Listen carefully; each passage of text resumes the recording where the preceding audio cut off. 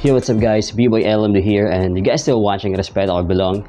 And in today's episode, we're gonna have a helmet unboxing and review featuring Mukem Helmets. Wow! And shoutout kila Ma'am Irene and Sir Alvin ng Mukem Helmets Caloocan, and big shoutout to Mukem Helmets Philippines para sa ating motovlogging helmets. So, let's check this one out.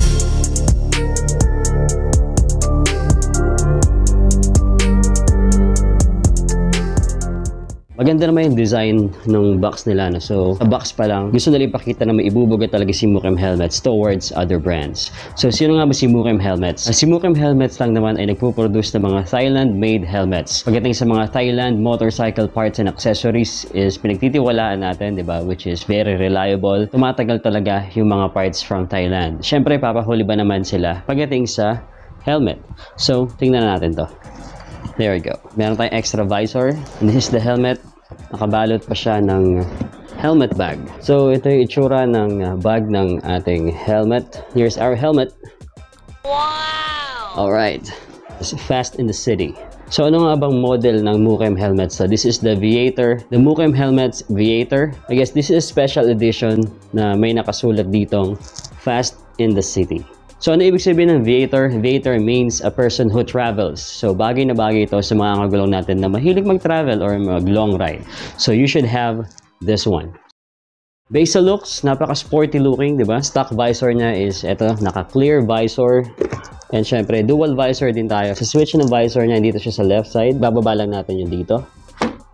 Alright, here it is. Medyo may pagka-reddish yung dating ng ating dual visor dito. And ang kagandahan dito is, meron siyang lock. So, hindi kayo mag-aalangan na biglang bababa na lang yung dual visor nyo, diba? So, isasagad nyo lang siya dito.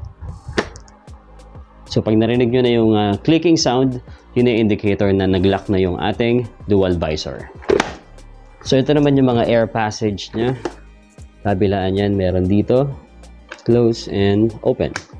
And meron na rin tayong spoiler dito. Siyempre, may air ventilation din yan dito. Napaka-importante ng mga air ventilation na to para mapalamig naman yung ulo natin sa mainit natin biyahe.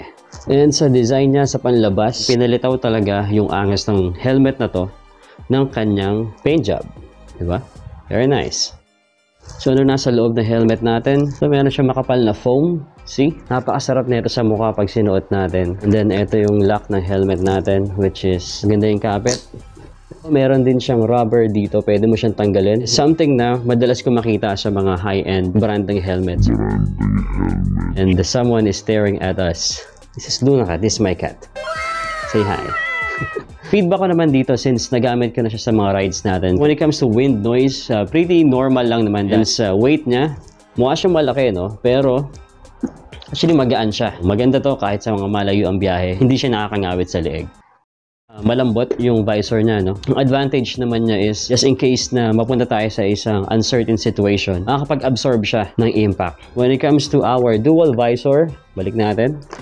Medyo mahaba siya para hindi masyado nagiging hati yung vision natin kapag naka-dual visor tayo. Napaka-effective nito during day ride, especially sa katanghalian tapat. Malaki yung size ng dual visor natin at wala siyang grado. So, that's a plus point. We also have here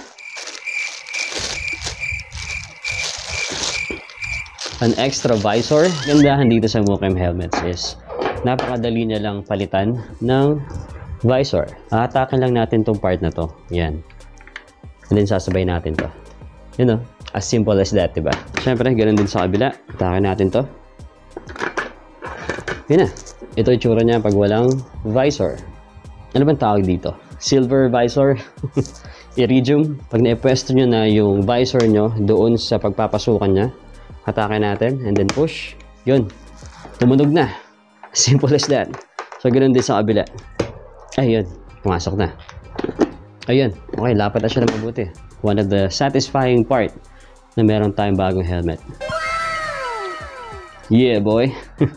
Alright, so ito na yung itsura ng ating Mukem Helmet Viator Fast in the City Edition. Alright, this is how we look. Fit na fit lang sa atin. And there's actually enough room dito sa ating chin part, no? Just in case na mapunta tayo sa isang uncertain situation and hindi agad tatama yung ating bibig, no? Check nyo kung gaano kaganda tong helmet na to, di ba? Nag-iba yung impact. Kung kanina para lang tayong ewan. Ngayong suot na natin tong Mukim helmet sa Viator. Fast in the City, nag-iba na. Downside niya kung tutusin in comparison sa mga counterparts niya is wala siyang chin guard dito. Nagbibigay din siya ng extra air sa leeg natin kapag bumabiyahe. For me as a motovlogger, since gumagamit ako ng Telesin chin mount, which is yung tinatali dito, I can live without chin guard naman, I guess. And sa itsura naman ng helmet na to is hindi na tayo talo, di ba? Sa mga kagulong natin na naghahanap ng mga budget-friendly na motorcycle riding gears, especially sa helmet, you might want to check out Mukim helmets. And for the price of this helmet, this is the Mukim helmet Viator. Kakahalaga lang naman siya ng 2,700 pesos. Can you imagine ganitong helmet na kakahalaga lang ng 2,700 pesos? Why pay more if you're just getting just enough, wherein you can have almost the same while paying less? Thank you so much again sa Mukim Helmet Philippines, sa Mukim Helmets Caloocan, kila Sir Alvin and kay Ma'am Irene. Kung nagustuhan niyo po ang ating vlog for today, you can leave a comment. Make sure to subscribe, hit the bell, na like, share, and subscribe lang po. B-Boy LNB here, and you guys watching Respeto Kagulong. Always remember to be safe always and enjoy every ride. Bye for now, and I'll see you guys on the next one.